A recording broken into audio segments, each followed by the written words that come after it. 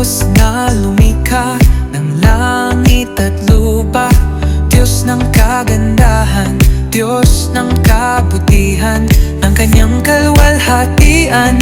Wala kang kasing ganda, O Diyos, wala kang kapantay. Mahal na mahal kita, Panginoon. Mahal na mahal kita, Panginoon. Mahal na mahal kita, Panginoon. Mahal na mahal kita, Panginoon. May dala kayo? Babasbasan natin mamaya. Well, you should have brought it here. No? Habang kumakanta tayo, pwede namang iwagay-way yun eh. No, yung palaspas kasi is a symbol of victory welcome. No, so, ginagawa yun sa mga dumarating na mga yung conquering king. No? So, that's why Jesus entered as a conquering king, but ibang klase. No? So, hindi war horse, no? Very humble, very meek. And so, as we start our service today, let me just share. So, Psalm 34 says here, I will extol the Lord at all times. His praise will always be on my lips. Verse 2, I will rejoice in the Lord. Let the afflicted hear and rejoice. Glorify the Lord with me. Let us exalt His name together. I sought the Lord and He answered me. He delivered me from all my fears. Sino sa inyo nagre-rejoice kayo sa Panginoon? So, when we call on the Lord, when we seek Him, He answers and delivers us. So, sinasaklolohan niya tayo doon sa ating mga situation. May bagay tayo mga kinakatakutan. Lahat naman tayo may mga kinakatakutan, di ba? So, when the Lord rescues us, He delivers us, He causes us to experience peace, And so, sabi ito, let the afflicted hear and rejoice. So, afflicted, pag sabing afflicted, ito yung mga taong talagang going through, not just a hard time, talagang they were tinamaan talaga ng matinding problema. Sabi nga nun, and let them rejoice. So, in other words, kahit may problema kayo, you can rejoice. Problem may not be solved yet, na hindi pa na-solve probably yung problema mo, pero you can rejoice already because you know that our God is faithful, na hindi tayo pababayaan ng Panginoon, that whenever we call upon Him, He is always ready. He is always ready to rescue us. And whenever He does that, nandun, makita natin yung kanyang kaluwalhatian, His glory, His power, and His might, and His love. Okay, let's open in the word of prayer. Father in heaven, we welcome you here today. We thank you, Father, for the opportunity to praise you and to worship you. And we claim your very presence in this place, Father, that as you, Lord, as your word says, you inhabit the praises of your people. And we believe, Lord, that whenever we worship, we are entering your presence. And so we build a throne for you right here today.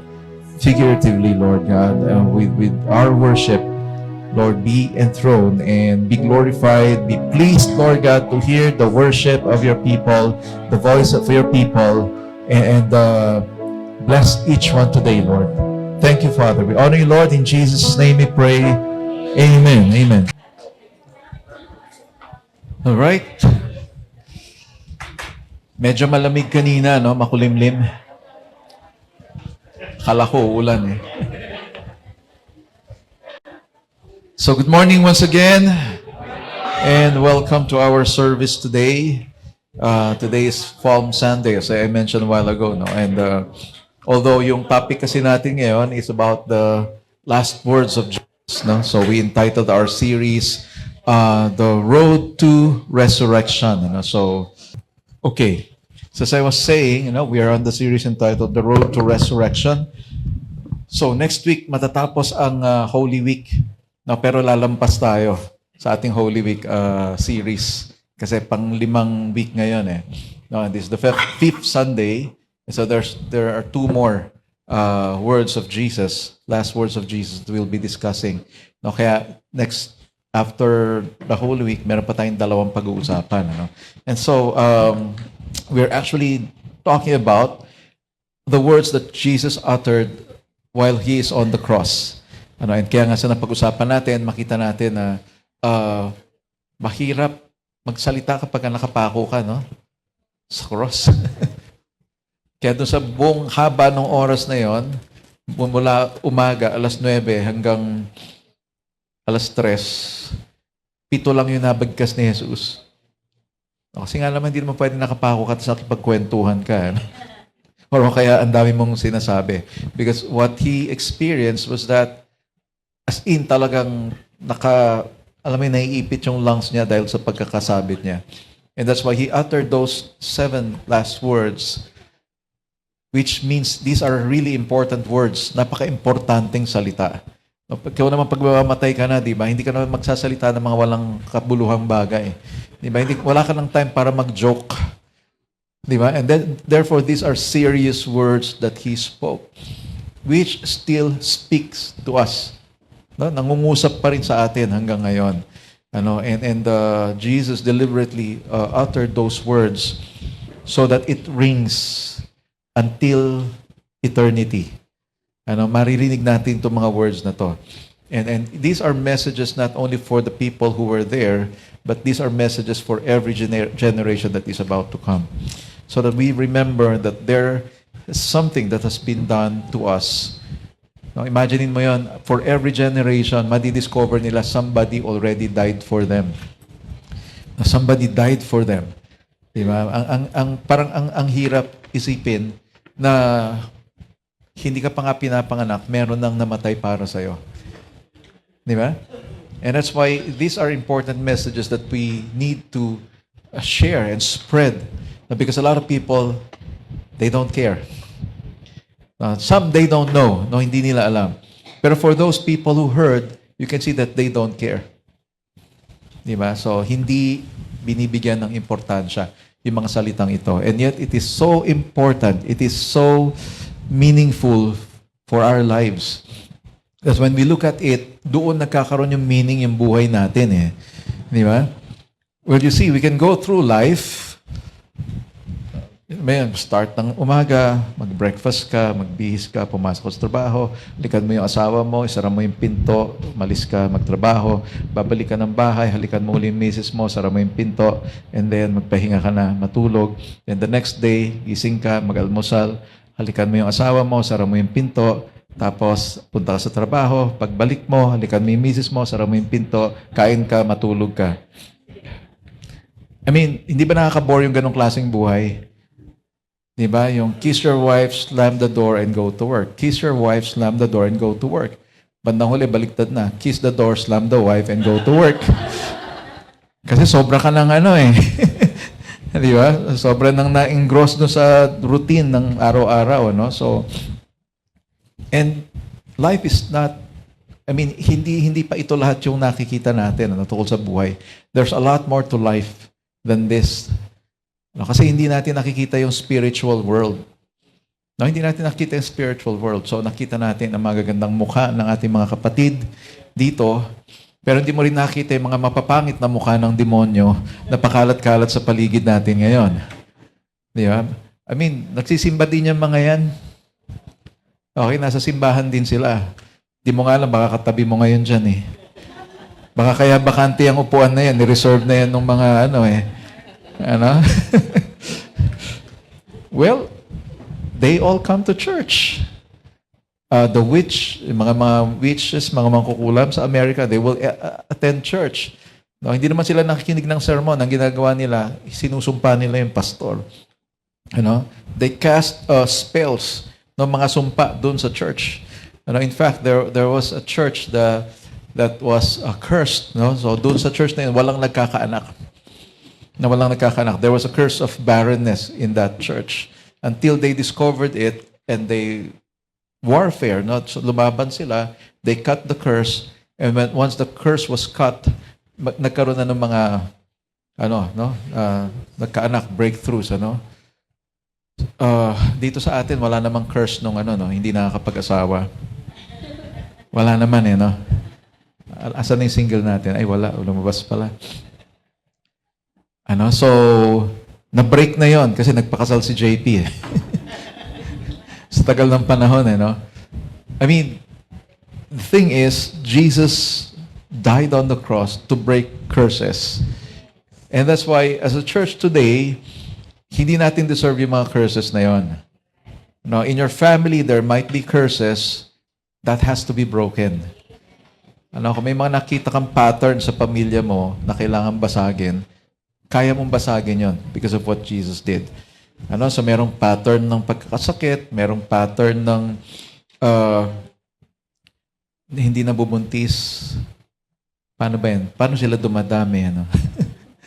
Or miscarriage, di ba? Merong mga miscarriage, merong mga pamilya ng diabetic, pamilya ng may cancer. I mean, those are actually curses that you have to break. You know, and Jesus has broken all those curses already. And that's why we can be in faith to break that from our lives. You know, if only we can take hold of that and really believe that the Lord has given us that authority, no, that power. Sa Kanya galing yung power, hindi naman sa atin eh. Di ba?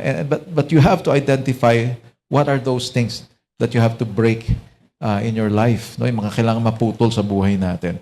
Okay? And so, as we look at this, para bang mga power words ito eh, na binigkas ni Jesus while He was on the cross. You know? So, like the first one, forgiveness. You know? So, I mean, the very first word that He uttered on the cross, isipin mo, nakapako na. Di ba? Unang-unang salitang lumabas sa bibig niya ay pagpapatawad. And that tells us, even today, maaaring may mga masakit tayo mararanasan sa buhay, pero kailangan yung forgiveness available lagi.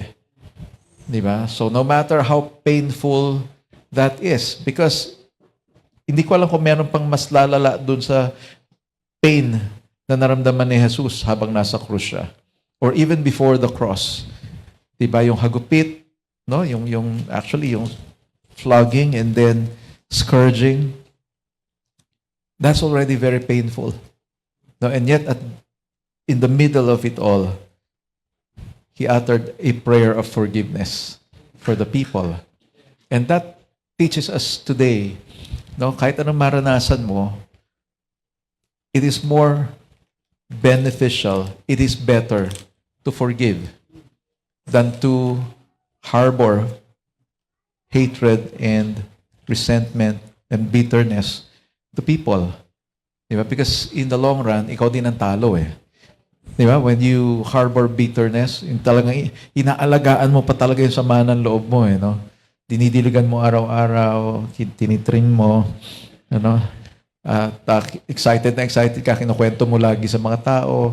Di ba? Ito yung ginawa sa akin eh. Napakasakit talaga. Di ba? So, I mean, instead of highlighting that, parang ang sinasabi ng Lord sa atin ngayon, patayin mo kaagad yan. Kasi excess baggage para sa'yo yan eh. No, bigat lang yan na dadalhin mo araw-araw sa buhay mo. You know? And that's why Jesus modeled it for us. His first response. And then the second week, we talk about grace. No, about the criminals. Makita mo, no, Jesus was crucified between two criminals. One was repentant and got saved. The other was unrepentant and alam na natin, no, pagka hindi ka naniwala sa Panginoon, you will be condemned. And Jesus has to be in the center always. Di ba? In the center of humanity, Jesus is there. Why? Because His mission is to save all mankind. Ano? Meron pang pangatlong character doon eh, si Barabbas. Di ba? And Barabbas is the representation of every one of us. Ano? Isipin mo, ang nakaschedule talagang ipapako nung araw na yon, si Barabbas, si Hestas, tsaka si Dimas. According to tradition, di ba, si Hestas yung isa, tsaka si Dimas yung isa. Si Barabbas yung isa doon, siya dapat yung nandun sa gitna. And that is also a symbolism that Jesus substituted Himself for us. Nag-substitute si Jesus. Imbis na si Barabbas, si Jesus yung pinako. In the same way, Barabbas represents every one of us. Tayo dapat yung nakaschedule na ipapako. Nakaschedule tayo para parusahan. And Jesus entered the picture. and He took the punishment for us. Di ba sa mga pelikula, babarilin na ganyan, biglang, di ba? Tapos siya yung tinamaan. Ano? So, I was watching a movie about si Robert De Niro at si Billy Crystal, yung Analyze This. So, si Robert De Niro ay babarilin, tapos kumarang si Billy Crystal. Tapos sabi ni Robert De Niro, I cannot believe that you are going to receive a bullet for me. Sabi ni Billy Crystal, I tripped. Nadulas lang daw siya. Hindi naman talaga sana siya haharang. Nadulas lang. Siya tuloy yung tinamaan. So, I mean, it's no accident. No, Jesus, it's not an accident that Jesus took the place of Barabbas. Because it gives us a strong message that instead of us, it's Jesus. Diba? And that's the grace of God. And also, talk about family on the third week. So, this is Jesus entrusting His mother dun sa kanyang disciple, the one He loves, sabi nga, or the beloved disciple. And the message for us today is that family is important. No, God has His heart on the families. Diba? And not only the biological family, but even the spiritual family. Okay, so, and then last week, we talked about forsaken. Ito yung sumigaw siya ng, Ama, bakit mo ako pinabayaan? And he was misunderstood because people thought he was calling Elijah. Diba? Sabi niya, Eli, Eli, lama sabachthani. Sabi nilang ganun, tinatawag na si Elijah. Hintayin natin, baka darating si Elijah. But he was actually fulfilling a prophecy. In Psalm chapter 22, verse 1. Now, when David wrote, my God, why have you forsaken me? David was going through a very difficult time. And minsan tayo, ganun din, diba? We feel like parang pinabayaan tayo ng Diyos. At pag ganito nangyayari sa akin, parang tahimik na tahimik ang Lord. Nandiyan pa kaya ang Panginoon? Parang iniwan na ako ng Lord dito. Pati mga kaibigan ko, wala na rin. Parang ako na lang mag-isa dito sa mundo. You feel so alone, so lonely. Kailangan mo ng tulong, and yet walang tulong. And God was so silent, as if He's not there. Diba? Kaya tuloy minsan tayo mismo nasabi natin, bakit mo ako pinabayaan, Lord? And the Lord simply say, hindi kita pinapabayaan. I want you to learn something. Diba? Naalala ko dun sa God's Not Dead 2. Yung pangalawang God's Not Dead na movie. Yung teacher was being persecuted dahil he mentions the name of Jesus sa klase. Kasi bawal sa eskwelahan sa Amerika yung babanggitin mo si Jesus or magtuturo ka about Christianity, So bawal. And yet they say there is freedom of religion in the United States. Di ba? Parang ironic, di ba? And dun sa movie na yon, sabi nung babae sa tatay niya, why is God so silent? Sabi niya gano'n. He is not speaking. Wala siyang sinasabi. Sabi nung tatay, di ba ang mga teacher, kapag oras ng exam, tahimik lang din? Pag oras ng test, di ba, tahimik ang mga teachers? So, God is teaching you a lesson. That's why He has to remain silent for you to learn your lesson. Di ba? So, parang pinabayaan tayo. Parang lang. But there is a good reason why God does that. Although in the case of our Lord Jesus Christ, He was literally forsaken. Why? Because He is carrying all the sins of mankind on His shoulders on that cross. Isipin mo yung bigat na yon di ba? Yung pahirap na yon. Tapos considering that you are carrying all the sins of the people. Para bang ikaw lahat ang may kasalanan ng lahat ng nangyari dito sa buong mundo na to. Yan, naranasan yan. Sabi nga ni, di ba? Sabi ni Freddie Aguilar, ako ang nakikita, ako ang nasisisi, ako laging may kasalanan. Di ba? And yet, Jesus did not sin. Wala siyang isang kasalanan. No? And yet, He was carrying all those sins on that cross. Past, present, and future. So, ibig sabihin, magkakasala ka bukas, nandun na sa cross yun.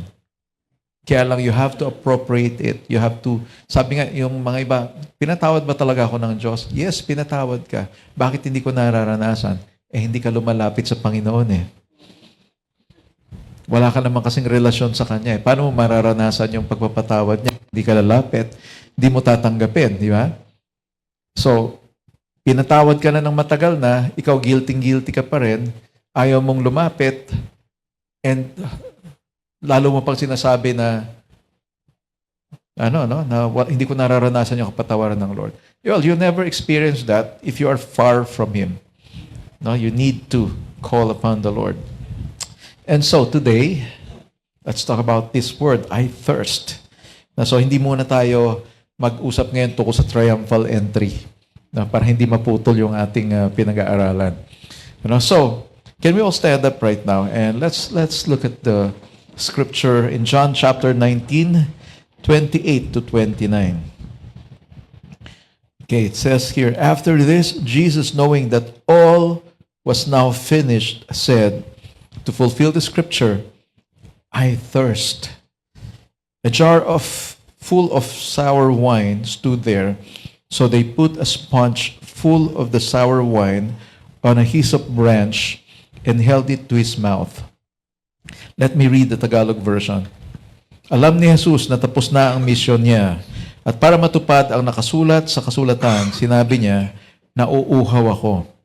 May isang banga roon na puno ng maasim na alak. Isinausaw ng mga sundalo ang isang espongha sa alak, kinabit sa sanga ng isopo at inilapit sa bibig ni Jesus. Let us bow down our heads and let's just thank the Lord for His word. Father, we thank you that you're blessing this time. You're blessing the reading of your word and that you're blessing each one today, God, with a message that you want every one of us to hear. And we thank you, Lord, for your goodness over our lives, that you never fail to speak to every one of us. And indeed, we just need to have ears that hear so that we will be able to understand, Lord, your word, what you're saying. We thank you even that you're pouring out your grace over us, that enables us, Lord God, not only to understand your word, but even to obey you, to follow the words that you speak to us. And so we commit to you this time, Lord, and we allow you, Lord, to move freely among us by your Spirit. Thank you, Father. In Jesus' name we pray. Amen. Amen. You can take your seats. This is now the fifth word. Ano yung panglimang salita or panglimang sinabi ni Jesus sa cross. No, the fifth of the seven last words. And it signifies extreme physical dehydration. Nasubukan nyo na ba na na uhaw ka ng gusto? Tapos inom ka pa rin ng inom ng soft drinks. Kasi kala mo, mawawala yung uhaw mo. Have you tried that? Uhaw ka, soft drinks, sarap. Diba? Habang binuhos mo, parang gusto niya nang uminom ng yan. Yeah, how refreshing. Ice cold. Diba? Parang na-quench yung thirst mo. Parang lang. Diba? But after a whole day of drinking soft drinks, subukan mo uminom ng tubig. It feels so good. Diba? Pag inom mo ng tubig,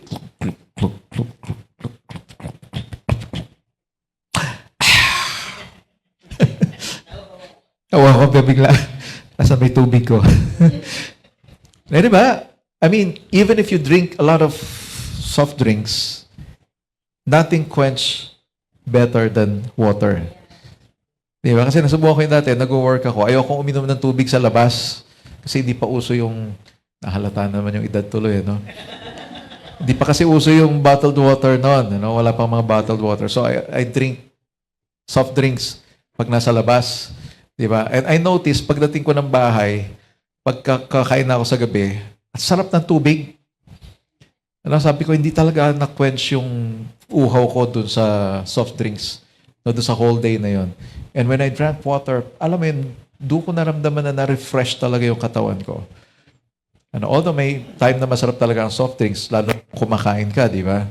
Pero iba pa rin ang tubig talaga eh. Di ba? Yung water. And have you tried, have you experienced, yung sobrang uhaw mo, dumidikit na yung dila mo. Sa ngalangala mo. Sobrang tuyo talaga. Di ba? It happens. I mean, Jesus experienced that on the cross. That is the kind of thirst that He was actually saying. Nauuhaw ako. Hindi ito nauuhaw ako na konting uhaw lang. Ito yung talagang sobrang tuyo na yung kanyang bibig.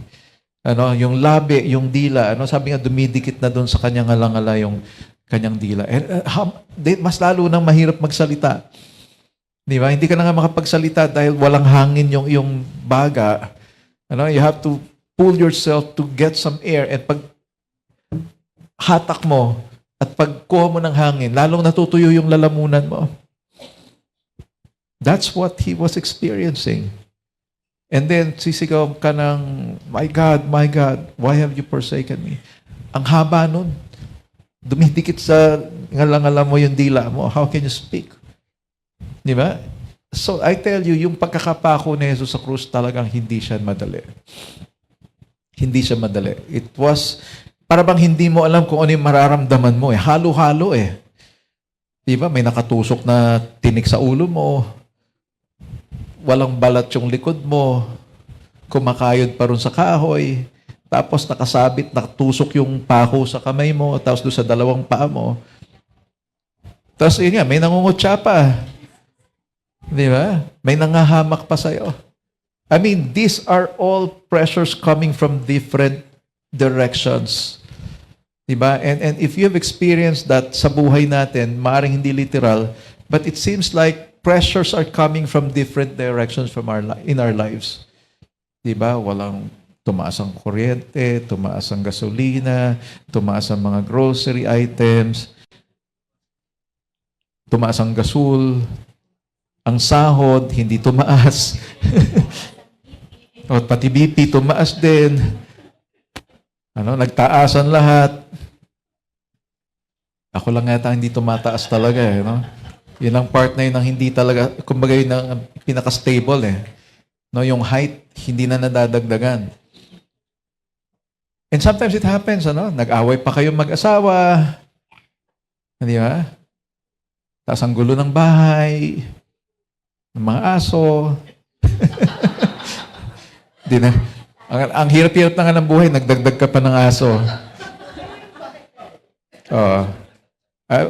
I get that because we've experienced that. No matter how cute they are, no matter how stress-relieving they are, napapalitan din yung stress na na-relieve. Di ba? But the thing is, it all comes from different direction. Marami, may nang-away sa'yo, nasigawan ka ng boss mo, so yung dapat na i-close mong benta, hindi na close, napunta sa iba. Things like that. Marami, And on the cross, Jesus have experienced the very same thing. Maaaring hindi man siya ng problema sa Meralco, hindi man siya ng problema sa gasolina, but during His time, all the things that He has to experience, He experienced it on the cross. And that's why being thirst is one of those. A thirsty. Sabi niya, I thirst. It reminds us again of the incredible physical suffering that Jesus suffered on our behalf. So, and it is actually a message for us. There's a spiritual significance of that phrase. And He was not pretending thirsty, Hindi siya nagkukunwari na na nauuhaw para lang i-illustrate sa atin kung ano yung kondisyon ng ating buhay. But He was literally thirsty, and therefore He was sending a message to us that He can feel us. Diba? Sometimes we say, walang nakakaintindi sa akin. Walang nakakaalam nung nangyayari sa akin. Well, alam na alam ng Panginoon kung ano nangyayari sa'yo. In fact, ramdam na ramdam niya kung ano nangyayari sa'yo. He was saying something that is physical, but He's actually communicating something spiritual to every one of us. And so what is that phrase, I am thirsty, or I thirst? So it is actually a preparation. A preparation. Why is that? He was about to declare his greatest declaration. Next week natin pag-usapan yun. Para bang buwelo kasi ito eh. Di ba? Meron akong sasabihin, nauuhaw ako, painumin niyo muna ako para masabi ko. Di ba? So it comes to a point that it's already difficult to speak. Kaya kinailangan niya nang sabihin na ako'y nauuhaw. But when he said ako'y nauuhaw, he was actually saying something spiritual to every one of us. Hindi lang siya basta, painumin niyo ako kasi may sasabihin pa ako.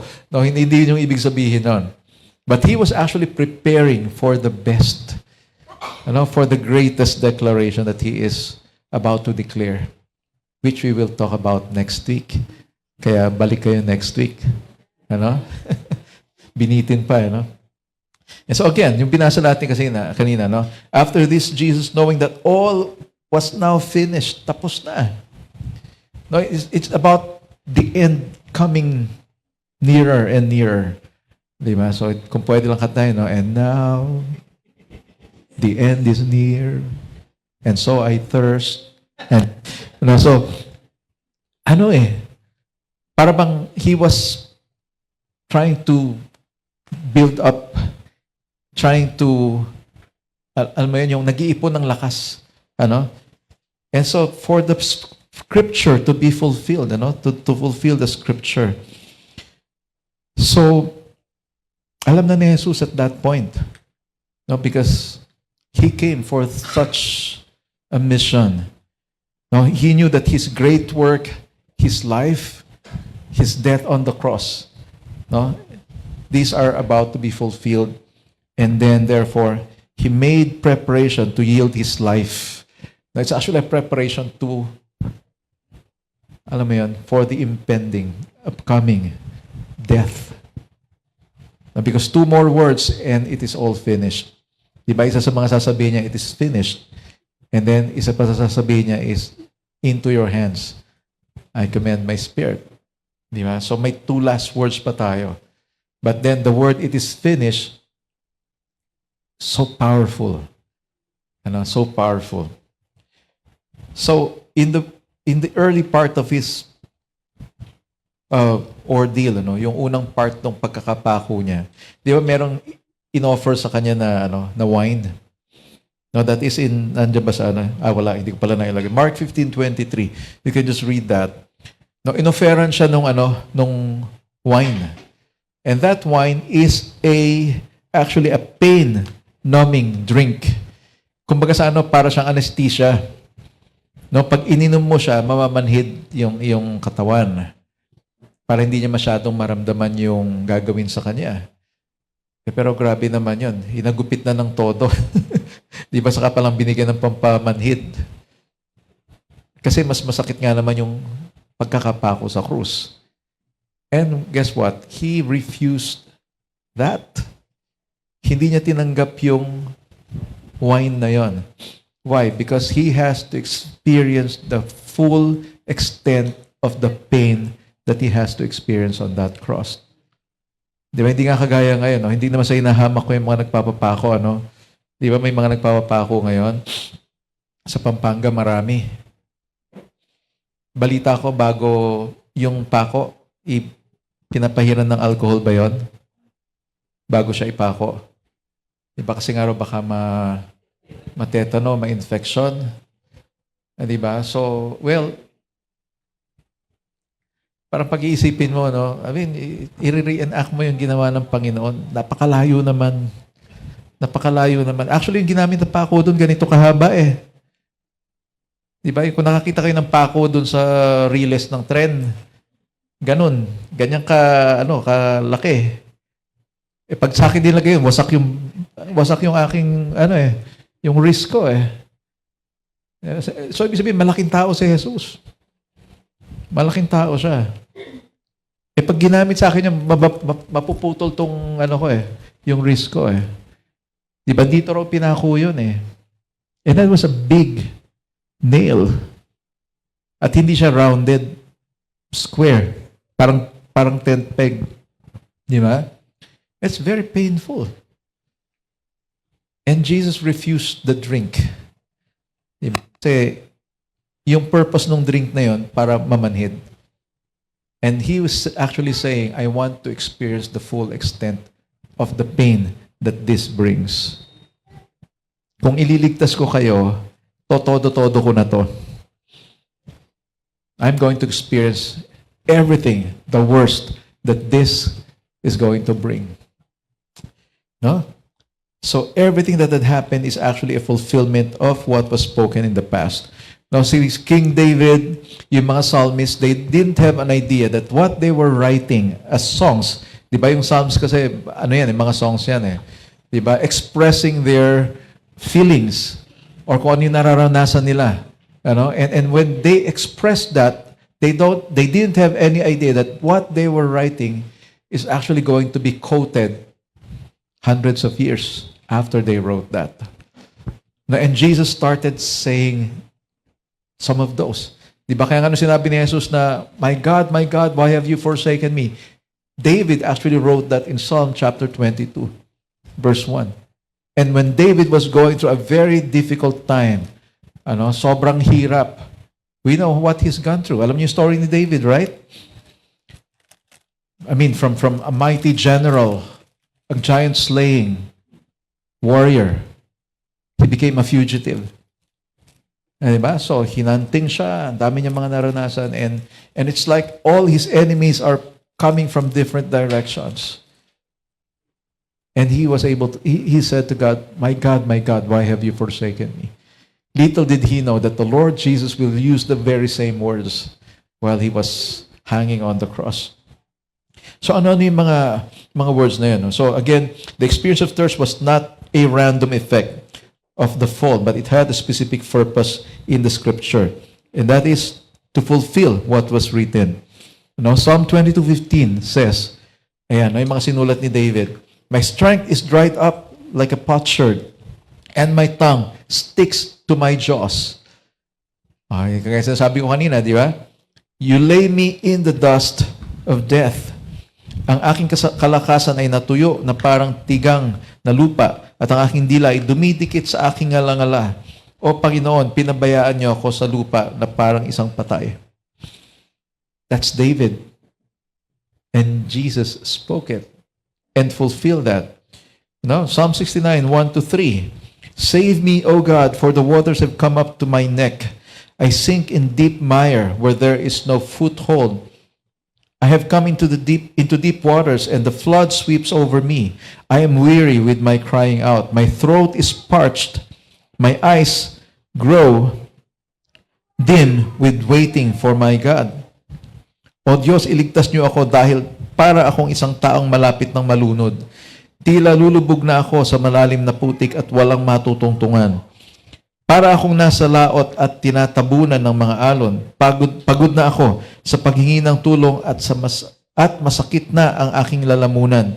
Dumidilim na ang paningin ko sa paghihintay ng tulong niyo, O Diyos. Di ba? Minsan may mga experiences tayong gano'n na parang nawawalan na ng pag-asa. Di ba? Dumidilim na yung future. Wala ka na makita. And considering that this one, isipin mo siya, natatabunan siya ng tubig.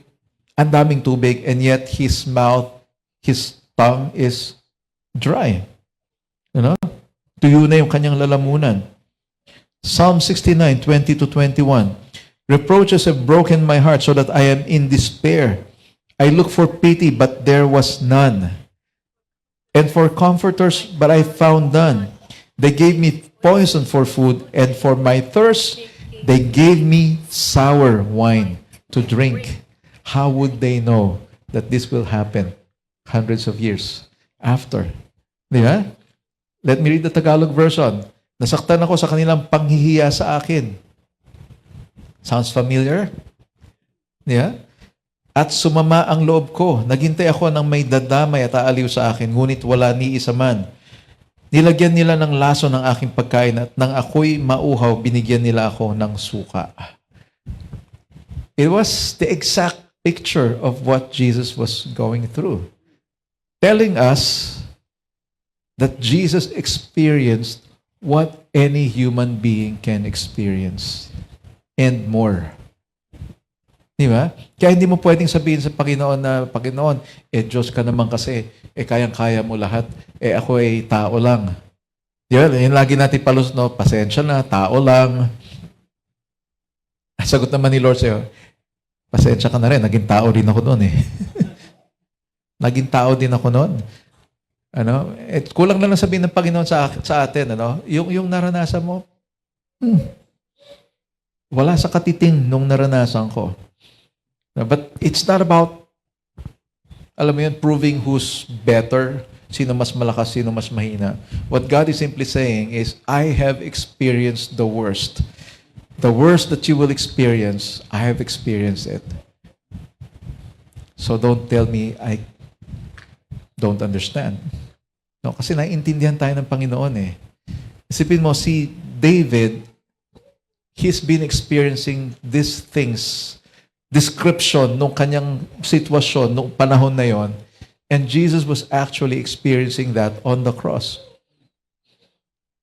Telling us na totoong yung kasalanan natin at mga sumpa natin, dala-dala niya dun sa krus.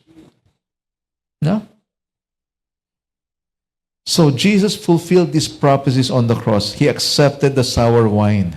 Tinanggap niya yung no, yung sour wine na yun is highly diluted na na inumin. So ibig sabihin hindi siya ganun kaasim. And what happens is, sabi ito, he accepted that drink to prepare for his final declaration, to the accomplishment of his mission. So para bang bumibuelo, sige, inom muna ako. Tapos, when Jesus said, it is finished, next week ko na lang sasabihin ko ano nangyari. Although I've mentioned that already, in some of the preaching here. Okay, number 2, it is a physical thirst that represents our spiritual thirst. Now, when he said, I thirst, yes, he was talking about a physical thirst, but he was speaking about our spiritual thirst. Why? Because of sin. Thirst was a picture of judgment. No? Paghuhukom. It was a sign of our broken relationship with our God. Di ba pagka nag-thirst ka, nauuhaw ka, you're craving for something. Sino sa inyo, dahil doon sa kinuwento ko tungkol sa soft drinks, gusto niyo uminom ng soft drinks mamaya? May longing, di ba? May craving. So it was a sign of broken relationship with God, which means nauuhaw tayo para sa Panginoon. Sa relasyon natin sa Panginoon. That's what He was trying to address. No, yun yung ina-address ng Panginoon. He was also addressing judgment on people because of sin. Because of sin, there was thirst. It was a physical representation of our spiritual dehydration. Delikado ang ma-dehydrate. Di ba? Lalo na sa mga bata. Pagka nag-LBM, agapan mo talaga ng hydrate kasi pag na-dehydrate yan, mamamatay yan eh. And that's our condition. Dehydrated tayo dahil wala tayong connection sa Panginoon.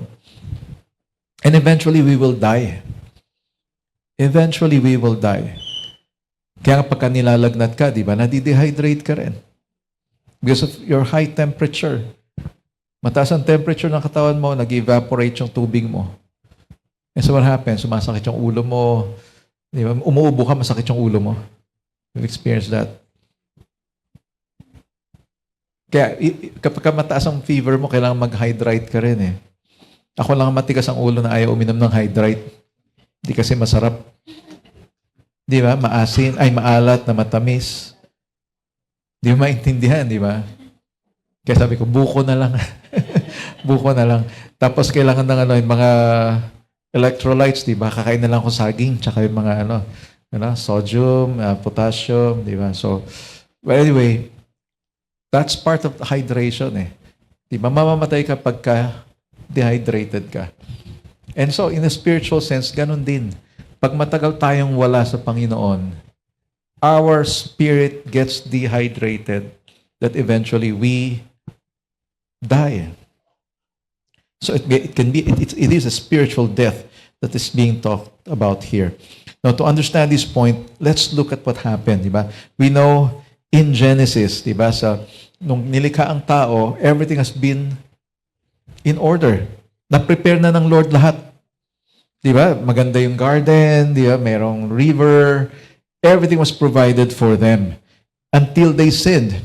Now, they had it all. Sabi nga, God's presence, masarap na pagkain, kasi kahit saan pwede kang pumitas eh. Di ba? Sabi ng Lord, lahat ng tumutubo dyan para sa inyo yan. Except for one. Yun ang masaklap dito. Kung alin yung binawal, yung pa yung ano eh. Di ba? Kitang-kita naman natin yan sa panahon natin ngayon. Kahit, di ba, nung ikaw nung bata ka, nung sinabing no, anong ginawa mo? Patago, di ba? Sabi ng wag hawakan, hinawakan pa rin. Di ba? Hindi niyo ba napansin? Very evident sa atin yung nangyari ng unang-unang tao. Kung ano yung binawal, yun yung ginawa. Di ba? It's very evident among us. Yun lang batang cute na yan eh. Tingnan mo, kung ano pa yung sinabi mo wag gagawin, yun pa yung gagawin. Di ba? So, that's the sinful nature in us na minana natin sa ating mga ninuno. No, si Adan tsaka si Eva. And of course, it's because of the temptation of the devil. Pero still, kahit tinempt sila ng devil, responsible pa rin sila doon. Mananagot pa rin sila. The same way tayo mananagot din sa ating mga kasalanan. Di ba? Wala tayong pwedeng ituro. Pagdating mo ron sa langit, nakaharap mo si San Pedro, tsaka yung kanyang manok. Hindi mo pwedeng sabihin na, sabi ni San Pedro, no, hindi ka pwedeng pumasok. Sabi ng manok, yes. Oo nga. Tapos sabi mo, kasi naman hindi mo pwedeng gawin yun. Hindi mo pwedeng ituro yung katabi mo kasi yung katabi ko kinakausap ko lang nakausap, di ko tuloy marinig yung message Hindi, wala dito yon, okay? Hindi dito yon. Diba? Kasi, yung pastor kasi, ano kinalaman ko dyan? Diba? The thing is, tingnan mo, nung kinausap ni Lord si Adan tsaka si Eva, anong sabi ni Adan? Sabi ng Lord, diba? Paano mo nalamang hubad ka? Kumain ka nung prutas, ano? Anong sabi niya? Yung babaeng nilagay mo dito.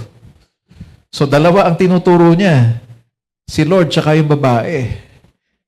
Para bang sasabihin, Lord, kung hindi ka naglagay ng babae dito, dapat okay lang ako. Yung babae kasi, tsaka ikaw kasi naglagay nun Does that sound familiar? Di ba, yung babae naman, ay ba't ako? Yung ahas yun Sabi ng ahas, teka muna, wala na akong may tuturo Ako yung pinakahuli. I mean, that is our attitude, We always look for something and someone to blame except ourselves. Yeah, if something is happening to you, tingnan mo muna yung sarili mo. Tingnan mo muna yung sarili mo. Ano bang ginawa ko? Bakit ako napunta rito sa ganitong sitwasyon? Di ba? Instead of blaming other people, because it won't change your situation if you keep on doing that. Kaya nga, yung paglapit sa Panginoon, it will take a resolve to say, Lord, I have sinned. Lord, nagawa ko yung bagay na yun, inudyukan niya ako, pero ako pa rin ang may kasalanan kasi nagdesisyon akong gawin yung sinabi niya. Hindi kasalanan ng diablo yung kung tutuusin. Kasi may decision ka May choice ka. Every one of us here, you have a choice. Kahit pa sabihin mong sobrang-sobra yung temptation, kahit pa sabihin mong napaka-persuasive ng tao, kahit pa sabihin mo na hindi, talagang napakalakas ng hatak niya you still have a choice. It's your choice. Kaya nga sabi ng, Book of James, resist the devil and he will flee from you. Ang problema kasi, part of us wants to say yes. Nasubukan mo na ba yan yung gusto mo tapos umaayaw ka? Sino sa inyo rito gusto ng chocolate? Ayun, may tumaas na kagad na kamay doon. Di ba? Mataas ang iyong sugar. Gusto ko pero ayoko eh. Di ba? May lechon.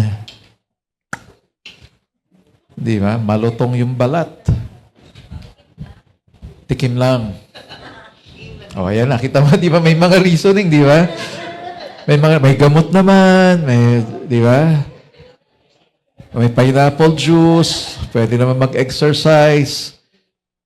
And then the next thing you know, taas na ng blood pressure mo. Minsan lang. O, pagka may nagsabi sa akin na minsan lang, kung tanong, gaano kadalas yung minsan? Kasi baka naman minsan lang isang oras, minsan kada oras, minsan kada araw. So, 7 araw din yun, di ba? And so, the word "I thirst" represents our brokenness, the breaking of our relationship with the Lord. You know, the curse that was upon us, the condemnation. No, kasi nalayo tayo sa presence ng Panginoon. So, in Genesis 2:9-10, sabi ito, "And out of the ground the Lord God made to spring up every tree that is pleasant." Kita mo, no? Pleasant to the sight and good for food. The tree of life was in the midst of the garden, and the tree of the knowledge of good and evil. Pansin nyo, dalawa yung puno na nandun sa gitna. Unang na-mention was the tree of life, and the tree of the knowledge of good and evil. A river flowed out of Eden to water the garden, and there it divided and became 4 rivers. Abundant yung tubig. Okay? So, hindi pala napalitan yung Tagalog version dito. But anyway, that's the picture. You know, they were living in abundance. Wala silang problema sa tubig. Ano, main stream of water that divides into 4 rivers. You see, when you are at peace with the Lord, no, kagaya nila, no, they enjoy the presence of God. They have no problem with provision until they sinned. Ano nangyari? Nung nagkasala sila, the relationship was broken, they were driven away from the garden, and what happened? Tumubo na yung mga tinik sa lupa because even the land was cursed, and now they have to work for food. Di ba? Hindi kagaya nung una na, sige, pitas lang kayo dyan. Now, he has to work. Although yung work is not a curse, okay? Kasi yung iba sabihin nila, hindi na ako nag-enjoy dito sa trabaho na to. Kasi sumpa naman kasi talaga ito di ba? Sinumpa ng Lord yung tao para magtrabaho. No, kinreate ng Lord ang tao para magtrabaho.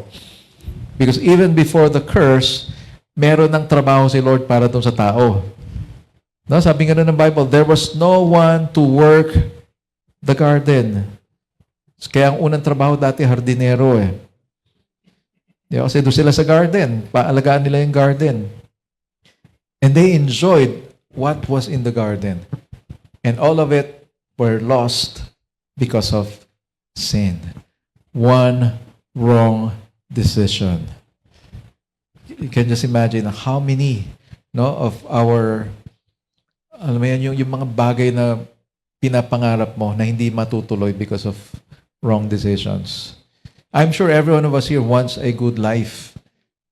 Di ba gusto natin ng mabuting pamumuhay Problema lang, choices. Choices has to be made every day, every moment of our lives. And your choice will spell out what happens. Now what happened? Deuteronomy 28:47-48.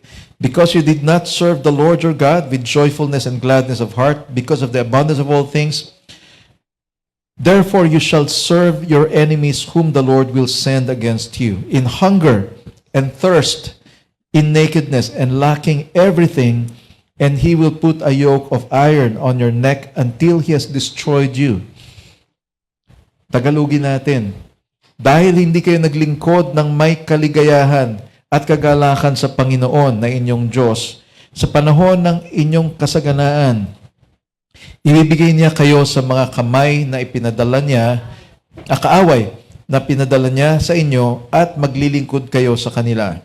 Gugutumin kayo, uuhawin, kukulangin ng damit at mawawalan ng mga bagay, ng lahat ng bagay. Pahihirapan niya kayo na parang kinabitan ng pamatok na bakal sa liig hanggang sa mamatay kayo. That is the consequence of not serving the Lord. And serving the Lord also includes worshiping Him. No, hindi lang ito yung hindi sila nag-serve sa Lord. Ito ay tinalikuran talaga nila ang Panginoon. They never worshiped the Lord. They worshiped other gods. And today, maaring wala na yung mga gods na yon, Pero we follow other gods today in the form of several things. Many things. Diba? Kasi pwedeng yung tao ay maging Diyos-Diyosan mo eh. Maaring si pastor maging Diyos-Diyosan ninyo eh.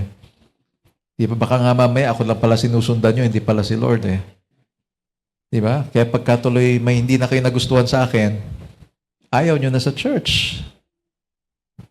Kasi ako pala yung sinusundan. Hindi naman perfect si pastor eh. Hindi naman ako yung totoong, hindi, mabait naman talaga ako, no? Pero meron akong mga weaknesses. May mga bagay na hindi maganda sa akin. Di ba? And that's why if you follow me, you will get lost. Although I'm doing my best to lead you, kaya nga every time I speak, I want to speak from the Word of God. Not from my own understanding. Diba? Kaya you'll always hear me. Ano ba sinasabi ng Word of God? Diba? But the thing is, I can be an idol in your life. Diba? Si pastor, talagang, alam mo yun, nilagay yung pastor doon sa pedestal, kaya nung bumagsak yung pastor, bagsak lahat. Diba? Nung nawala na yung pastor sa church, nawala na rin yung mga miyembro. Kasi yung pastor pala yung sinundan. Ako pag nawala ako dito sa church at may papalit na pastor, huwag kayong mawawala. Kasi si Lord naman ang pinunta nyo dito eh. Hindi naman ako ang pinupuntahan nyo rito eh. Di ba? And that's why I'm encouraging everyone, come to church. Not for me. No, hindi po para sa akin. Para sa Lord ninyo gagawin ito. No, every time I say something, join kayo dito. It's not for me. It's for you and the Lord. It's for your relationship with God. I say, read your Bible. Pray every day. Pambatang kanta yun, di ba? Di ba? Read your Bible, pray every day. Hindi para sa akin yun. Para sa iyo yun. Tsaka sa relationship mo sa Lord. Hindi ka ba nauuhaw sa presence ng Panginoon? Kung hindi ka nauuhaw, malamang puro soft drinks ka. Malamang maraming ibang bagay yung nagsasatisfy sa'yo. Kaya hindi ka nasasatisfy sa Lord. Kaya tuloy yung mga tao, hindi nila kailangan ng Diyos eh.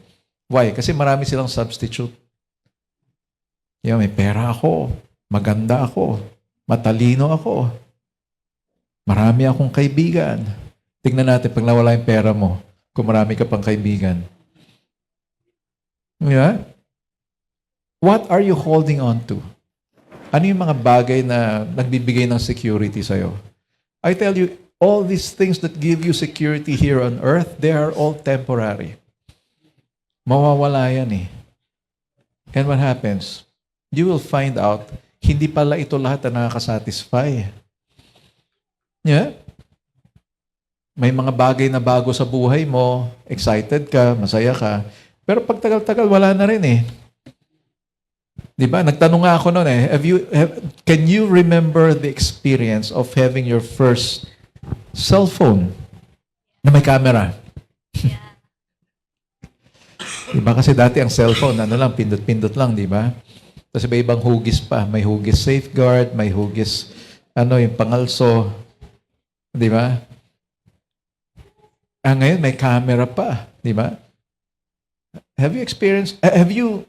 Can you remember That experience, yung feeling, nung na-receive mo yung iyong unang cellphone na may camera. Smartphone, in short. Can you recall the feeling? Wala eh. Nag-fade kasi yung feelings eh, di ba? Nag-fade siya eh. And that is why everything here on earth will fade.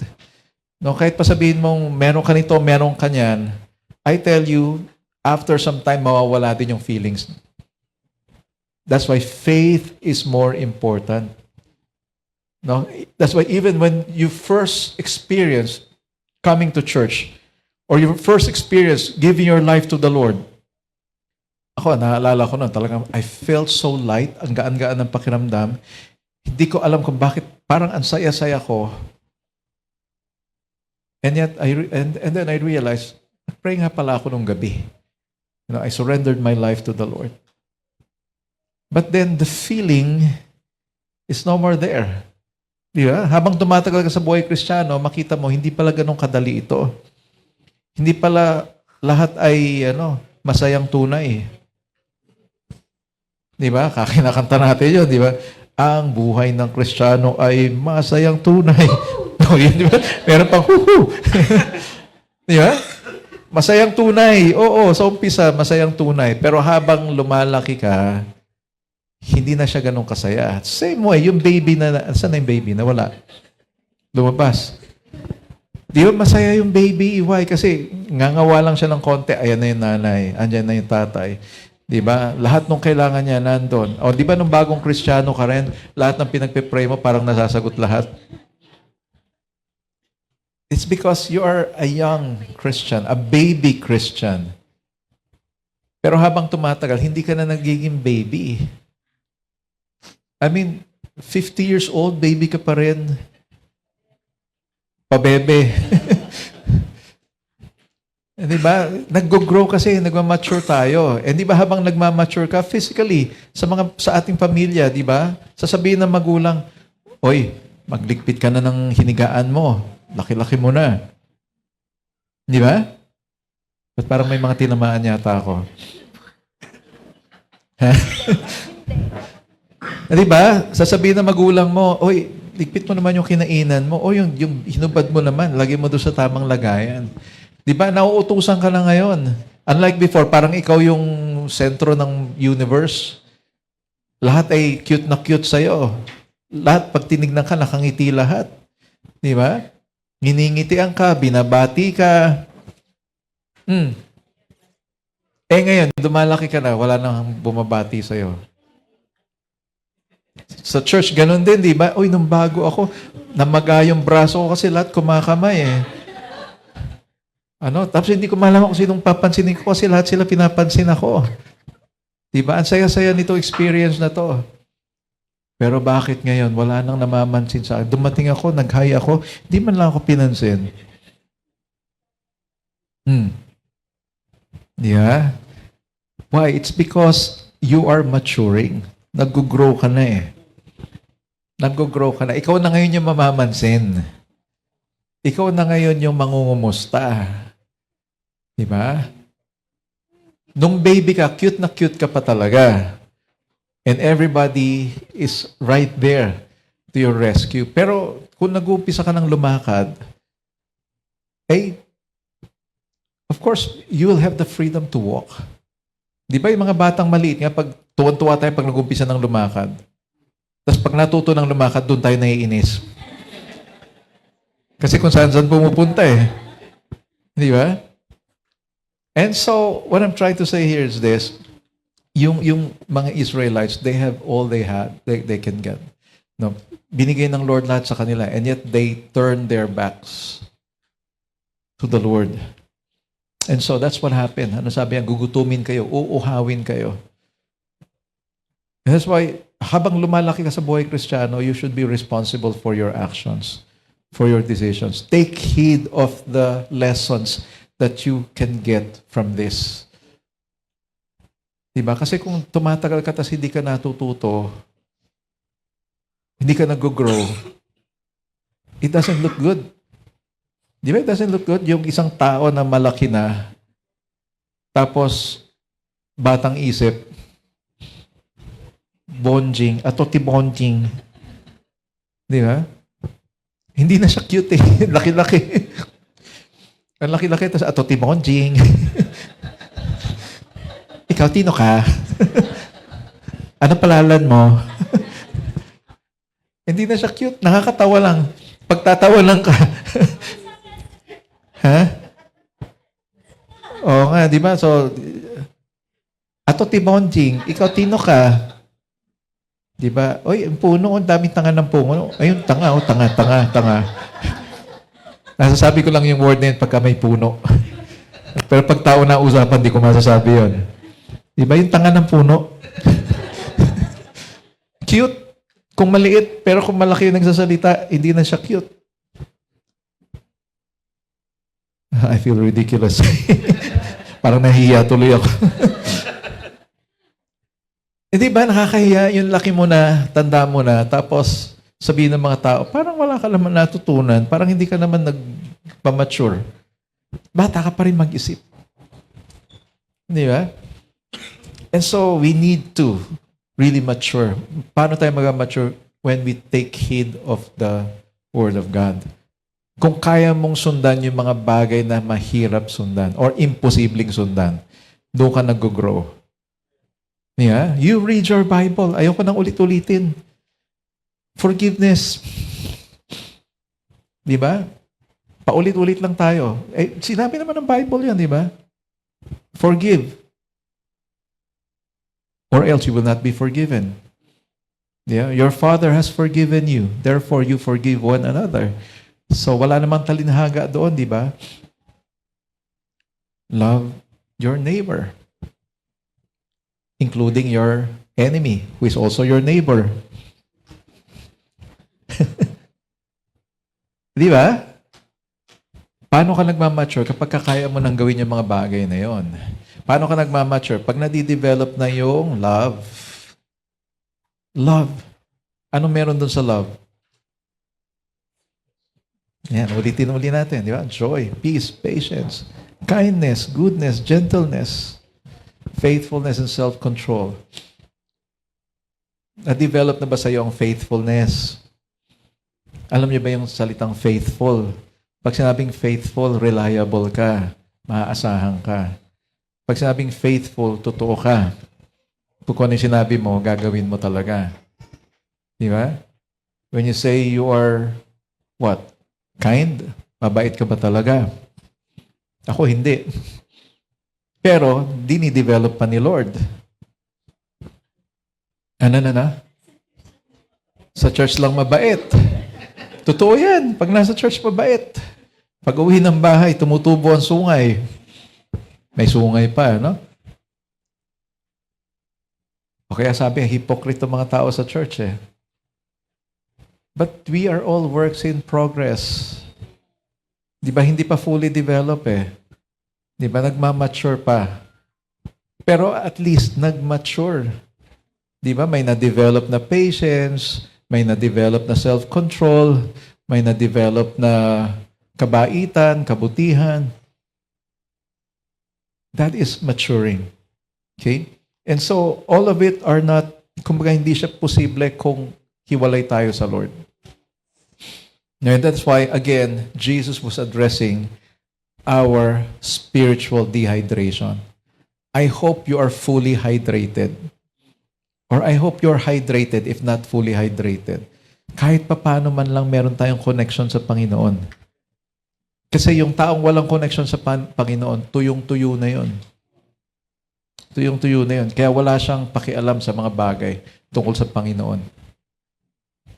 Wala silang hunger. Kasi patay na yung spirit nila eh. Pero yung totoong sumasampalataya sa Panginoon, nakakaramdam ng uhaw yan. Lord, I want more of you. Lord, gusto pa kita makilala. Lord, gusto ko pang maranasan yung presence mo. Gusto ko pang maranasan yung kapangyarihan mo. Lord, I just want to stay in your presence. Diba? Kaya nga yung mga songs na kinakanta natin eh. It's talking about staying in the presence of the Lord. So much for the bad news. But there's also a good news, ano? So there is hope. Now when you look at the book of Isaiah, he prophesied about the coming of the suffering servant. And when the suffering servant comes, he will invite people. And what is his invitation? Tingnan mo, sabi niya rito sa Deuteronomy 55 verse 1. Come everyone who thirsts. Isaiah 55. Deuteronomy, sabi ko. Sige, Isaiah. Isaiah 55 verse 1. Yung lumabas sa bibig ko, Deuteronomy, nasa isip ko, Isaiah. See? Kaya nyo ba yung ganong klaseng talent pagkahiwalay yung bibig sa utak? Palusot eh. No? Hindi ko napansin yan. Kanina. Deuteronomy yung kanina. Pero sabi ko Isaiah, di ba? Did I say Isaiah or did I say Deuteronomy? Deuteronomy. Sige. Isaiah tayo. You see, wala ako sa sarili ko. That's a special talent. No, nasa harap ka ng maraming tao, wala ka sa sarili mo. So much sa mga palusot. Let's move on. Now, ano sabi niya? Come everyone who thirsts, come to the waters. And he who has no money, sinong walang pera? May pera kayo, nakarating kayo rito eh. No? Come buy and eat. Come buy wine and milk without money and without price. So in other words, lalapit tayo sa Panginoon. No, sinabi ng Panginoon, lumapit kayo. Lahat kayong nauuhaw, narito ang tubig. Kahit wala kayong pera, lumapit kayo at kumain. Halik kayo, kumuha kayo ng inumin at gatas na walang bayad. You will only experience that if you are longing for the Lord. And the best place to experience the Lord is in the church. Hindi mo may experience yan ng mag-isa ka lang. I tell you. No, yung mga nagsasabi dyan na hindi man ako nadi-disciple sa church, ang discipler ko naman si Jesus. I doubt it. I doubt it. Yung mga nagsasabi, nag-pray naman ako, nagbabasa naman ako ng Bible, nag-worship naman ako. I doubt what you're saying. Because any person who has the Spirit of God will really long for the things of God.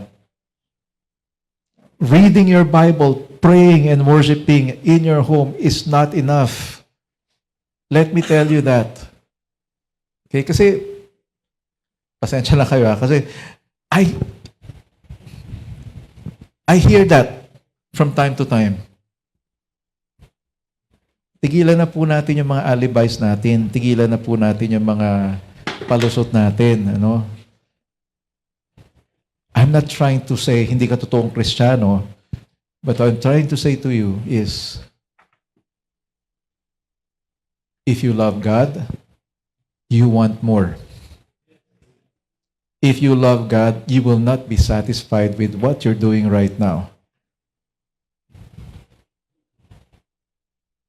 Bible reading is not enough. You have to study the Bible. And if you think you can study the Bible by yourself alone, puro self-study, you're mistaken. I get to learn a lot of things from other people. After service, may ginagawa kami dito. Yung mga may assignment dyan. Naka-ready ba kayo mamaya? Ba't ganyan ang ngiti ninyo? No, kasi after ng lunch, meron kaming discussion. Diba? O share your what the Lord has spoken to you. No? How to interpret the Bible. And sometimes when they read the Bible, when they share a word that is even familiar to me, it still speaks to me. Nangungusap pa rin sa akin. At that moment, hindi lang yun napapansin. The truth is, during our discussions, itong verse na to, as we analyze it, it's still speaking to me. I get new revelations from it. Kaya nga, sasabihin ko sa inyo, maganda magbasa ng Bible. Pero maganda when you study the Bible with other people around you. Iba yon kapag may iba pang tao because there are other inputs that you can get from it. Okay? At hindi po tayo nag-uusap ng tungkol sa Bible para pagdebatihan ito. Okay? When we have our Bible studies, there's no room for debate. Well, there's room for questions. Bakit ganon? Bakit kaya sinabi niya yon? In fact, binobombard ko na maraming question yung nag-share eh. Di ba? When we do our Bible study or yung sharing, bakit kaya sinabi ni Lord John? Sino nagsabi, sinong kausap niya nung sinabi niya yan? Di ba? Why is that? It tells you kung gaano ka talaga kauhaw sa Panginoon. No, kaya mga tao na nagsasabi na, ano pang meron tayong activity? Kasi, gusto kong sumama, gusto kong mag-join. Ano pang mga gagawin natin? Di ba? We welcome these kind of things because it tells us that you hunger for the Lord. You hunger for the Lord. Yeah, I want more. I want to learn more about this. Ano bang sinabi ni Lord? Bakit sinabi niya yun? Pastor, bakit sinabi ni Jesus dito na na ibabato raw yung tinapay doon sa mga aso? Ay, hindi ko rin naintindihan yan. Tara, pag-aralan natin.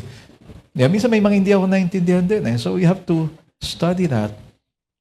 I learned the meaning of that from another person.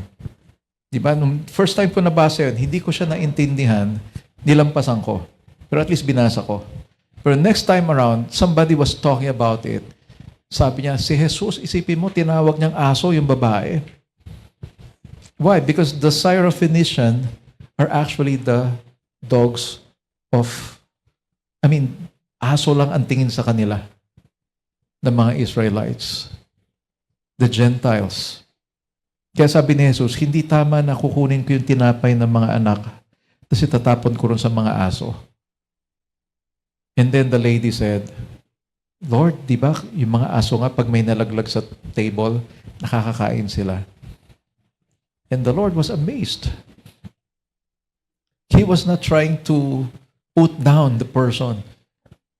Hindi niya hinahamak yung tao. He was actually testing the faith of that person. And the person responded well. Lord, kahit katiting lang, kahit mumug lang, kahit yung nalaglag lang sa table, okay na sa akin. Ano sabi ni Lord? Woman, you have great faith. You have great faith. Grabe ka. Parang gano'n sa natin ngayon. Sa panahon natin, grabe kang babae ka. Taas ng pananampalataya mo. Hindi ka na-offend sa sinabi ko. Sa halip, lalo ka pang nanampalataya. Sige, uwi ka na. Mangyayari yung sinabi mo. That's how it is kung sa panahon natin ngayon sila nag-uusap. No? So, God is inviting us. Jesus is inviting us. When He said, I thirst on the cross, He was actually addressing our spiritual dehydration. He was actually saying, kailangan mo ko. Lumapit ka sa akin. Bibigay ko sa iyo yung kailangan mo na tubig. That's why in John 4:13 to 14. Tama sabi ko John. Okay. John chapter 4:13 to 14. Jesus said to her, everyone who drinks of this water will be thirsty again. Talking about the water from the well. But whoever drinks of the water that I will give him will never be thirsty again. The water that I will give him will become in him a spring of water welling up to eternal life. And that's why, as I was saying, yung binibigay ng Panginoon sa atin, hindi lang para dito sa buhay na to, kundi it extends to eternity. No, sumagot si Jesus, ang lahat ng iinom ng tubig na ito'y muling mauuhaw, pero ang sino mang iinom ng tubig na ibibigay ko ay hindi na muling mauuhaw, dahil ang tubig na ibibigay ko ay magiging tulad ng isang bukal sa loob niya na magbibigay ng buhay na walang hanggan. Again, the invitation, come everyone who thirsts. Come to the waters. And he who has no money, come, buy and eat. Come, buy wine and milk without money and without price. And Jesus fulfilled that here when He said, ang iinom ng tubig na ibibigay ko, hindi na mauuhaw kahit kailan. And that's why we have to remain in the Lord. Diba? Kaya sinasabi ni Jesus, diba, remain in me and I will remain in you. So you will remain hydrated, when you remain in the Lord Jesus Christ. Hindi ka na mauuhaw. Okay? Number 3. Jesus bore our spiritual thirst on the cross. So verse 28 of John chapter 19, After this, Jesus, knowing that all was now finished, said, to fulfill the scripture, I thirst. Okay? Alam ni Jesus na tapos na ang mission niya at para matupad ang nakasulat sa kasulatan, sinabi niya, nauuhaw ako. Nakuha niyo yung third point?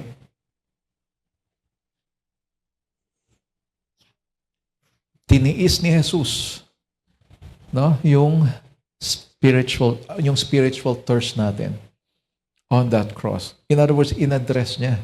Dinala niya dun sa cross. Again, thirst is representative of a curse. Because man sinned, he was cursed, and water became scarce. It talks about the breaking of our relationship with God. No, yung thirst. And he bore that on the cross, which means he actually bridged the gap between us and God, the Father. In other words, dun sa cross, winakasan niya yung pagkauhaw natin. Ngayon, pwede ka nang i-enjoy. Pwede mo nang enjoyin ang Panginoon. So, Jesus bore our spiritual thirst by becoming thirsty himself. So in our place, even though he perfectly obeyed God's commands so that he could give us spring of living waters, welling up to eternal life. So in this physical thirst, he is bearing our curse of spiritual thirst by receiving the wrath of God. So in other words, dinala niya yung ating pagkauhaw, and paano nangyari yun? Anong ginawa niya? He actually received the wrath of God. What is the wrath of God? Yung puot, yung galit ng Panginoon sa kasalanan. And though he dies, he will rise from the dead. This is the good news. Dinala niya sa krus ang lahat ng ito hanggang sa namatay siya. But get what happens. Guess what happens? Though he dies, he will rise from the dead. He ascended to the right hand of the Father and give eternal life to everyone who repents of their sins and places their faith in him. So in him we have our spiritual thirst for reconciliation with God quenched for all eternity. So in other words, hindi na talaga tayo mauuhaw kapag tayo ay sumampalataya sa Kanya. Proof that it extends to eternity, well, Revelation 7, 16 to 17 says, they shall hunger no more, neither thirst any more. The sun shall not strike them, nor any scorching heat. For the Lamb in the midst of the throne will be their shepherd, and he will guide them to springs of living water, and God will wipe away every tear from their eyes. Hindi na sila magugutom o mauuhaw pang muli. Isn't that good news? Di na magugutom, di na mauuhaw. At hindi na rin mabibilad sa init o mapapaso sa sinag ng araw. Isipin ninyo yung init ng panahon ngayon, ano? So kung sobrang nainitan kayo, basahin ninyo to. Because a time will come, hindi na raw tayo mapapaso sa sinag ng araw. Sapagkat ang tupang nasa trono ang magiging pastol nila at dadalhin sila sa mga bukal na nagbibigay buhay at papahirin ng Diyos ang lahat ng luha sa kanilang mga mata. That is our blessed hope. You can tell yourself, matatapos din lahat to. Matatapos din lahat ito. Everything here is temporary. Yung paghihirap natin dito sa mundo, temporary lang yan. In the same way, yung yaman na meron tayo, temporary lang din. And therefore, let us enjoy what is or what has eternal value. You know, yung suffering ni Jesus sa krus, temporary lang din naman yun eh. Natapos din eh. Di ba? Natapos lang din. Pero, nung natapos yon, it actually started a flood of blessings for every one of us. Kaya, kung nahihirapan ka ngayon lang yan. Temporary lang yan. What God has in store for you is something that lasts to eternity. Hindi ka na mauuhaw, hindi ka na magugutom. Why? Laging nandyan ang Panginoon. It's like, nando ka na sa source mismo eh. Di ba? Ngayon, pag ang water district ay nagpatay ng kanilang pump, wala tayong tubig. Di ba? Pero kung nakatira ka doon sa tabi ng tangke nila, pwede ka sumalok. Di ba? Kaya nga yung bottled water, ano sabi ron? Yung bottled from source. Anong pangalan ng tubig na yon? Spring. Nature spring. Bottled from source. So, ibig sabihin, doon sa bukal mismo nila kinukuha yung tubig. Hindi na yata pinifilter yun, ano? And then mineral kasi yun eh. Mineral water kasi yun eh. Imagine living right there at the source of water. Hindi ka na mauuhaw. Yun yung sinasabi ng Panginoon sa atin. Darating ang panahon, mamumuhay ka, kasama mo mismo yung source of living water. And hindi ka na iiyak uli. So kung umiiyak ka ngayong panahon na to, enjoyin mo na. Namnamin mo na yan. Kasi darating ang panahon, hindi mo na gagawin uli yan eh. Hindi ka na iiyak uli. Di ba? Hindi ka na iiyak uli. Hindi ka na luluha uli. Hindi ka na masasaktan uli. So, nahihirapan tayo ngayon. Lord, wala bang katapusan dito? Sabi ng Lord, meron. Tiis ka lang. Kasi tiniis ko na lahat para sa iyo eh. Tiwala ka lang sa akin. Magtiwala ka sa akin. Spend time with me. Instead na kung ano-anong pinagpipray mo, mag-worship ka. Di ba? Well, kung gusto mo magreklamo sa Lord, magreklamo ka. Pero mag-worship ka sa Lord. I tell you, all your thirst will be quenched. Let's all stand up right now. I'd like to end with this. According to Charles Spurgeon, and so this is a quote from him. Thirst is a commonplace misery, such as may happen to peasants or beggars. It is a real pain and not a thing of a fancy or a nightmare or dreamland or a nightmare of dreamland. Thirst is no royal grief, but an evil of universal manhood. Jesus is brother to the poorest and most humble of our race. What he's simply trying to say is that Jesus himself suffered what any other person can suffer. Whether you're rich or poor, although sinabi nga niya rito, yung mga mahihirap, sila yung nakakaranas nito. Which is totoo naman talaga. Pagkagutom, no? Pagkauhaw. And that's why Jesus is brother to the poorest and most humble of race. Because he has experienced it all for us. Can we just pray? Just go ahead and start. Isipin mo muna maigi kung ano itong mga narinig mo ngayong oras na ito. My question for you is, nauuhaw ka ba para sa Panginoon? Actually, it's the thirst of our soul. Yung pagkauhaw ng kaluluwa natin. And only Jesus can satisfy the thirst of our soul. You might say, I'm okay.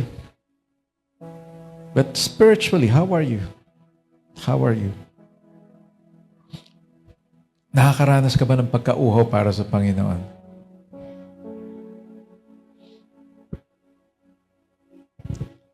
Because true hunger or thirst for the Lord will really cause you to search Him more. Hindi siya makukuha sa kahit saan, sa kahit ano. Whatever your situation in life is right now, the Lord wants you to refresh yourself to Him. I-refresh po natin yung ating mga sarili sa Panginoon. When He said, I thirst, He was actually telling us I am solving your problem of spiritual dehydration.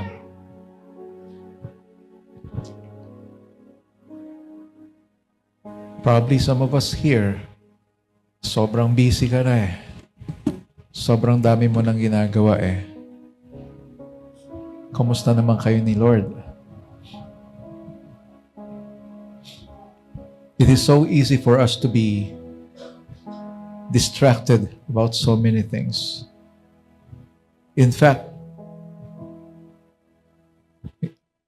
masasabi natin na talagang napakaraming bagay tayong kailangang asikasuhin sa buhay. But the Lord is telling us, ako pa rin yung source ng satisfaction. Now, you might be able to accomplish everything that you desire to accomplish, and yet, you remain dehydrated spiritually. Uhaw ka pa rin pagkatapos ng lahat ng to. No wonder why a lot of people, na may mga tao na nasa kanila na ang success, nasa kanila na yung fame, nasa kanila na yung kayamanan, and yet still there is something lacking. And that is the spiritual connection to the Lord.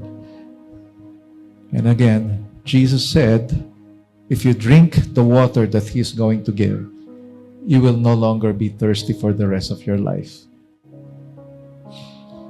Pero sa buhay Kristiyano natin, minsan napuputol talaga yung supply ng tubig na yan eh. By worries, cares, problems. Lord, kailangan ko munang unahin to eh, kasi kailangan ko talaga to eh. And the Lord knows that you need them. Sabi nga, di ba, your Father in heaven knows that you need them. And He's willing to give it to you. But, what does it say? Seek first the kingdom of God. It's like the Lord saying to you, dito ka muna, inom ka muna ng tubig na binibigay ko.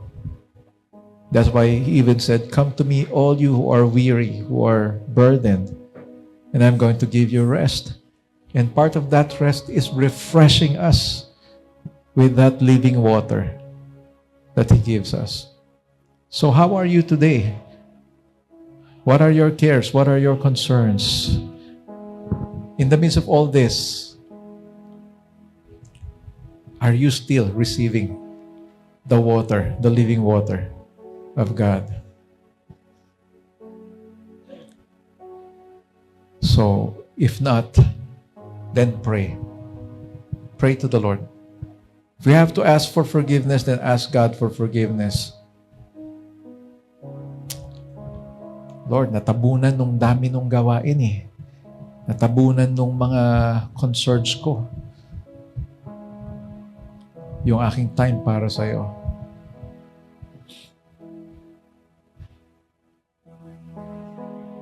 Sometimes you just have to be quiet and be silent before God to reconnect to Him. The key is your desire. Are you desiring it? So let's pray. Oh Lord God, Lord Jesus, you are the source of living water. Lord, on that cross, you never failed to speak to us. Lord, hanggang ngayon, Panginoon, nangungusap ka pa rin sa bawat isa sa amin. When you say, I thirst, we thank you, Lord, that you are solving our problem of spiritual dehydration. Thank you, Lord, that we are now able to come to your presence, Lord, unhindered. Anytime that we want to come to you, Lord, we can always do that. And I believe, Father, that whenever we desire you, Lord, you also reveal the desires of your heart to us. And I pray indeed, Lord, that every one of us here, Lord, will hear from you, that each eye will be opened to see what you're doing and to see where you are leading, O Lord.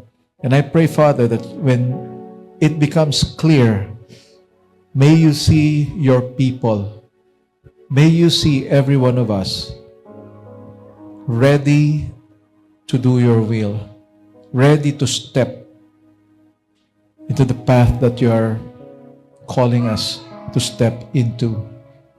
Thank you, Lord, for your grace. Thank you, Father, that nothing is too difficult for you, Lord. God, kung ano man yung mga sitwasyon namin sa buhay, our prayer, Lord, is that these situations will not cloud our view of you in our lives. Lord, na makita ka namin ng malinaw, Lord, sa kabila ng lahat ng ito, sa lahat ng mga kabigatan na mayroong kami.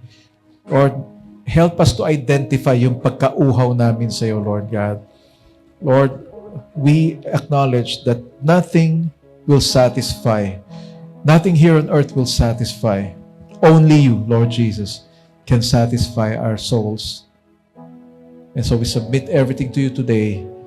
We surrender to you everything. All our concerns, all our problems, all our burdens, Lord, we lay them all down before you. And we thank you for your invitation, Lord God, to come to you and to drink that living water. Refresh every one of us here today. Give us new energy in our bones, in our spirit, in our souls. Give us new excitement in us, knowing that we have hope in you, Lord God. Such great hope that we have that extends even to eternity. Thank you, Father. Thank you, Lord Jesus. In your name we pray. Amen. Amen. Diyos ng aking puso, Diyos ng aking buhay, Ikaw ang nais ko, wala nang iba.